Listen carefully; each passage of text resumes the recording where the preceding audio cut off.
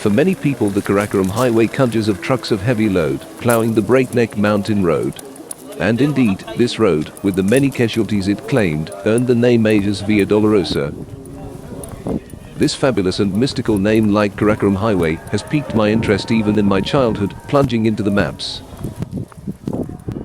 I remember watching every documentary I could find about this topic. And now I'm here doing my own. Now we visit a village on the other side of the Hunza Valley. This part, unlike Ganesh and the Liabat, is not affected by the Karakoram Highway. However, before that, accompanied by my host, we walk to the cemetery where his parents are buried. This is the same part of the highway where I hiked on my own the day before yesterday and introduced to you.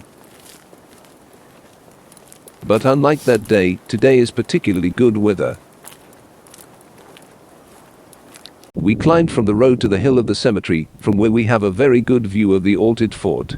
For this land, on which the cemetery is also located, there were recent fights between the villages on both sides of the valley, which ended in tragedy. Burnt-out cars remind us of the scene of the tragedy. According to my host, this unrest is not sectarian.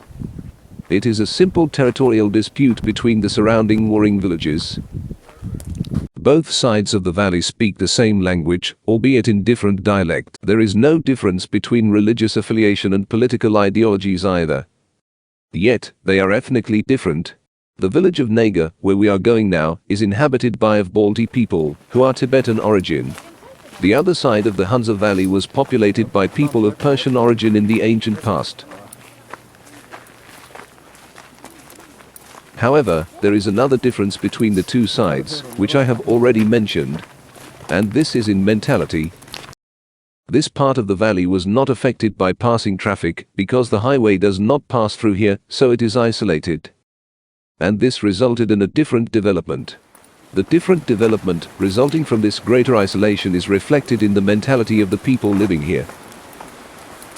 According to my host, the Sunnis follow the Holy Quran, the Shiites besides that follow Imam Hussein, and the Ismailis follow Aga Khan. In this region, there is not a difference in interpretation between the different sects of Islam, but an issue about how secular and how religious the community must be. Perhaps due to its isolation, this part of the valley is much more conservative. And that's what fascinates me about Asia, and what has long been lost in the West, is the incredible diversity. You can see the other side of the valley. It's merely few kilometers far away, but it's a whole different world.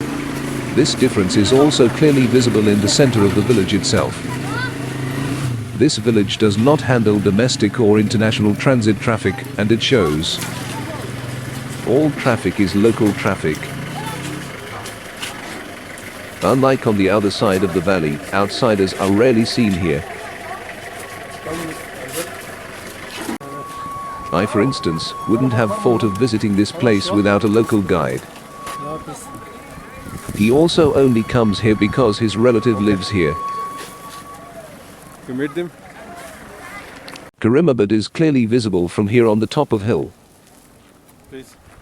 As for us, we have to return to the other side of the valley before sunset. It gets dark early this time of year.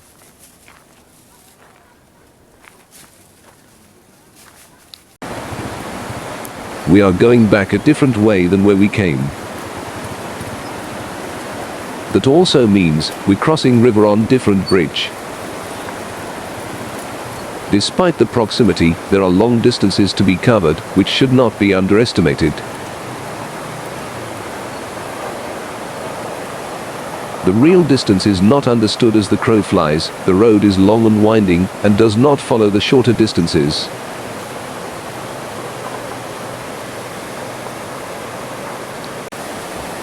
From here, approx. Ganesh is an hour and a half away on foot.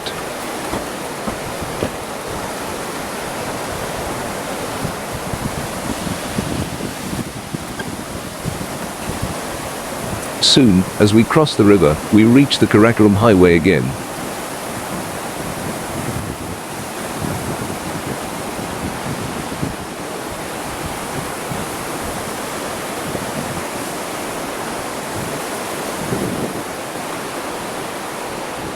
The distance is only a few meters, but the two sides of the valley are two separate worlds.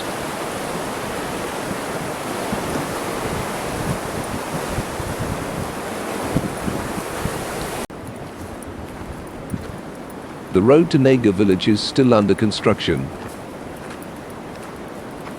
Although this visual is reminiscent of the world of old Western movies.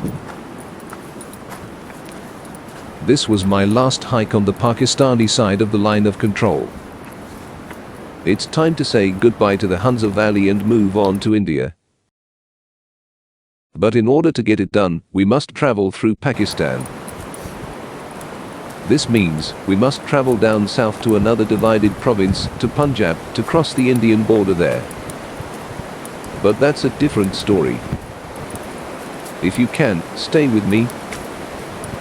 Thank you for being here. If you like this video, please hit the like button and consider to subscribe.